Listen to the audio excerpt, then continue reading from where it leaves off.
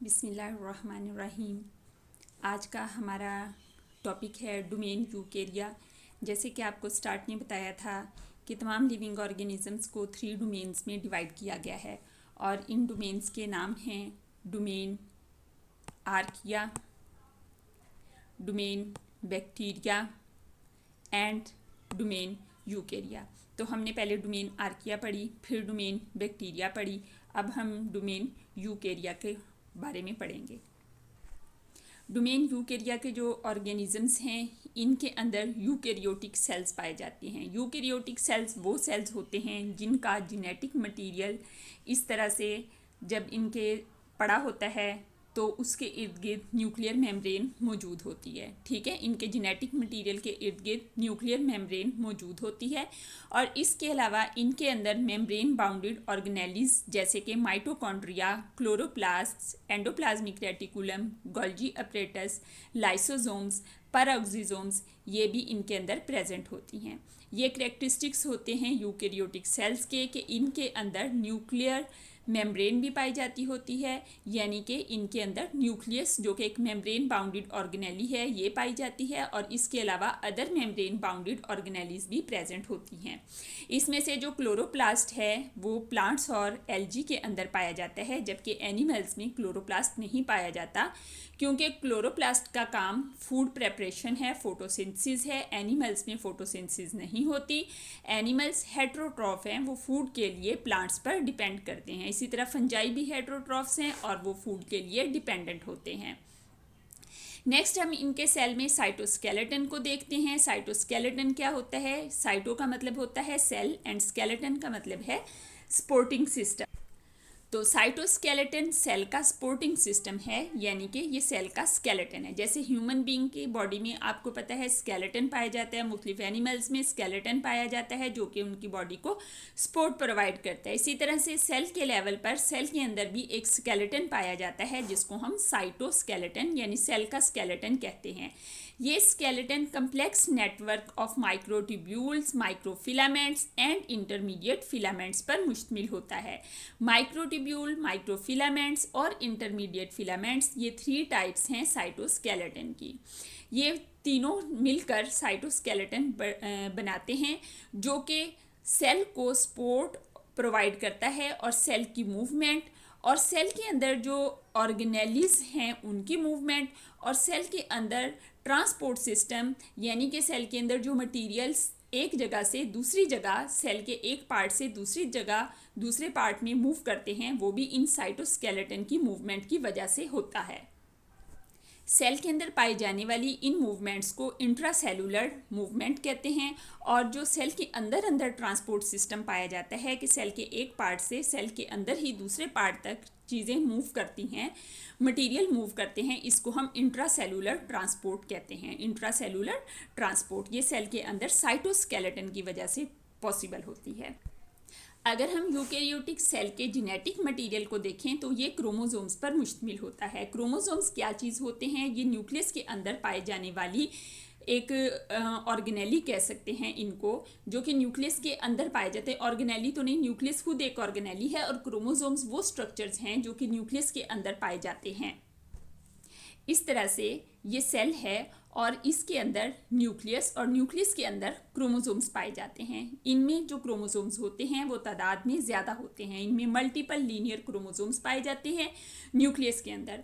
अब जो क्रोमोसोम्स हैं वो सिर्फ डीएनए के नहीं बने होते, जैसे कि हमने आर्किया और बैक्टीरिया में देखा तो वहाँ पर क्रोमोसोम्स ओनली डीएनए के बने हुए थे, लेकिन यहाँ पे क्रोमोसोम्स डीएनए प्लस प्रोटीन 2 चीज़ों से मिलकर बनते हैं। ये प्रोटीन जो क्रोमोसोम्स के अंदर पाई जाती है ये प्रोटीन स्पेशल प्रोटीन होती है जिसको कि हिस्टोन प्रोटीन कहा जाता है। इस हिस्टोन प्रोटीन का फंक्शन क्या होता है? ये ऑर्गेनाइज करती है एंड रेगुलेट करती है जेनेटिक मटेरियल को, यानी क्रोमोसोम्स जो हैं उनकी शेप, उनका स्ट्रक्चर इस हिस्टोन प्रोटीन की वजह से होता है।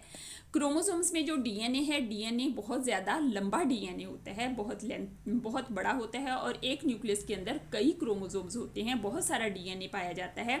तो ऐसा डीएनए क्रोमोसोम्स की शक्ल में ही होने की वजह से ऑर्गेनाइज रहता है। अगर एसएच पड़ा हो लीनियर फॉर्म में ही इसके अंदर न्यूक्लियस के अंदर पड़ा हो तो ये बहुत ज़्यादा स्पेस लेगा, लेकिन ये प्रोटीन के साथ मिलकर एक कॉम्पैक्ट फॉर्म बना देता है जिसको कि हम क्रोमोसोम्स कहते हैं। और इस तरीके से एक छोटी सी स्पेस में क्रोमोसोम्स प्रेजेंट होते हैं। न्यूक्लियस के अंदर बहुत सारे क्रोमोसोम्स प्रेजेंट होते हैं और ढेर सारी इंफॉर्मेशन एक छोटी सी स्पेस में प्रेजेंट होती है। इन शॉर्ट, जो जेनेटिक मटेरियल है यूकैरियोटिक ऑर्गेनिजम्स का वो क्रोमोसोम्स पर मुश्तमिल होता है और क्रोमोसोम्स के अंदर दो चीज़ें होती हैं, एक हिस्टोन प्रोटीन और एक डीएनए। यूकैरियोटिक ऑर्गेनिजम्स में रिप्रोडक्शन दो तरह से होती है, एक को हम सेक्सुअल रिप्रोडक्शन और दूसरी को एसेक्सुअल रिप्रोडक्शन कहते हैं। सेक्सुअल रिप्रोडक्शन ऐसी रिप्रोडक्शन होती है जिसमें टू पेरेंट्स इन्वॉल्व होते हैं। इसमें म्यूसिस इन्वॉल्व होती है। पहले एक सेल म्यूसिस के ज़रिए से डिवाइड हो जाता है, तो जब म्यूसिस से डिवाइड होता है तो नंबर ऑफ क्रोमोसोम्स हाफ हो जाते हैं। ठीक है, जब अगर 2n नंबर ऑफ क्रोमोसोम्स थे तो नेक्स्ट जनरेशन में n नंबर ऑफ क्रोमोसोम्स हो जाती हैं। यानी फ़र्ज़ करें अगर 4 थे तो दोनों सेल्स में 2 क्रोमोसोम्स होंगे। इस तरह से नंबर ऑफ क्रोमोसोम्स हाफ हो जाएंगे। ये जो सेल बनेंगे इनको हम गैमीट्स कहेंगे। गैमीट्स जब आपस में फ्यूज़ होते हैं तो इसको फर्टिलाइजेशन कहते हैं। फर्टिलाइजेशन यहाँ पर पाई जाती है सेक्सुअल रिप्रोडक्शन में। टू पेरेंट्स के जेनेटिक मटीरियल कंबाइन होता है। सबसे पहले पेरेंट्स में जेनेटिक मटीरियल सेल जो है वो डिवाइड होता है म्यूसिस से, जिसके ज़रिए से गैमीट्स बनते हैं। जब गैमीट्स बन जाते हैं तो गैमीट्स में फर्टिलाइजेशन होती है। फर्टिलाइजेशन की वजह से दो डिफरेंट पेरेंट्स का जेनेटिक मटेरियल जब आपस में मिलता है तो नए कम्बिनेशन बनते हैं, जिसकी वजह से जेनेटिक डाइवर्सिटी यानी कि नए नए कम्बिनेशन, नए नए जेनेटिक कम्बिनेशन बढ़ने की वजह से जेनेटिक डाइवर्सिटी इंक्रीज होती है। यहाँ पर दूसरा मोड जो है वो एसेक्सुअल रिप्रोडक्शन का है। एसेक्सुअल रिप्रोडक्शन में सिंगल पेरेंट इन्वॉल्व होता है। यहाँ पर मियोसिस नहीं होती बल्कि ये माइटोसिस के ज़रिए से ही होती है। चूँकि यहाँ पर एक ही पेरेंट का जेनेटिक मटेरियल होता है, इस वजह से नेक्स्ट जनरेशन में जेनेटिकली आइडेंटिकल ऑफस्प्रिंग्स प्रोड्यूस होते हैं। यहाँ पर जेनेटिक डाइवर्सिटी नहीं होती। तो जो यूकैरियोट्स हैं इनमें कुछ ऐसे हैं जिनमें सेक्सुअल रिप्रोडक्शन होती है, कुछ में एसेक्सुअल रिप्रोडक्शन होती है और कुछ ऐसे भी हैं जिनके अंदर सेक्सुअल रिप्रोडक्शन भी पाई जाती है और एसेक्सुअल रिप्रोडक्शन भी पाई जाती है। ये डिफरेंट कंडीशंस में वर्क करती है। डोमेन यूकैरिया के ऑर्गेनिजम्स में कम्प्लेक्स सेलुलर ऑर्गेनाइजेशन पाई जाती है। इसका क्या मतलब है? सेलुलर ऑर्गेनाइजेशन क्या है? सेल्स का एक दूसरे के साथ मिलकर ऑर्गेनाइज होना, नए कम्बिनेशन बनाना सेलुलर ऑर्गेनाइजेशन कहलाता है। तो इनमें कम्प्लेक्स सेलुलर ऑर्गेनाइजेशन बनती है। एक्चुअली ये मल्टी सेलुलर ऑर्गेनिज्म है, मोस्टली इसमें मल्टी सेलुलर ऑर्गेनिजम्स होते हैं और इनमें जो सेल्स हैं वो डिफ्रेंशिएट हो जाते हैं और स्पेशलाइज्ड होते हैं। डिफ्रेंशिएट होते हैं इसका मतलब है कि एक दूसरे से डिफरेंट होते हैं। जैसे कि नर्वस सिस्टम के सेल्स जो हैं वो और तरह के हैं और किडनी के सेल्स और तरह के हैं। तो इस चीज़ को हम कहते हैं डिफ्रेंशिएट होना। और स्पेशलाइजेशन, एक स्पेशल फंक्शन परफॉर्म करने को स्पेशलाइजेशन कहते हैं।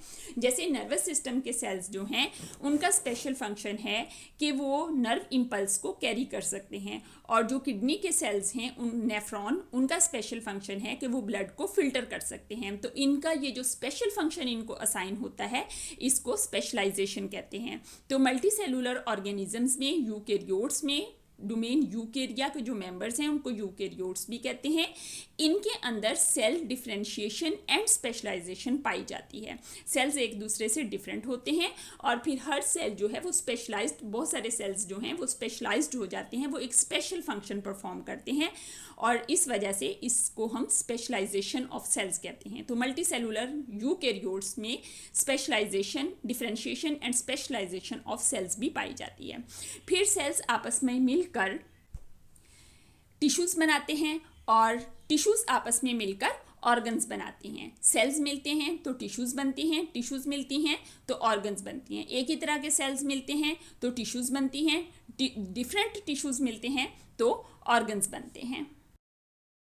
ओरिजिन ऑफ यूकैरियोट्स को अगर हम देखें तो यूकैरियोट्स की ओरिजिन के बारे में एक हाइपोथेसिस है जिसे एंडोसिम्बायोटिक हाइपोथेसिस कहा जाता है।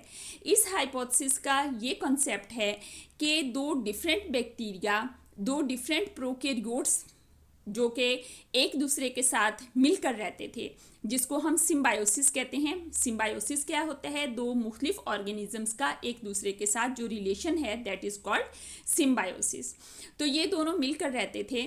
किस तरह से मिलकर रहते थे? ये वाला बैक्टीरिया इसके अंदर रहता था, इसी वजह से इसको एंडोसिम्बायोसिस कहते हैं। एंडोसिम्बायोसिस का मतलब है ऐसा सिम्बायोटिक रिलेशनशिप जिसमें एक ऑर्गेनिज्म दूसरी ऑर्गेनिज्म की बॉडी के अंदर रहता है। तो यहाँ पर एंडोसिम्बायोसिस पाई जाती थी।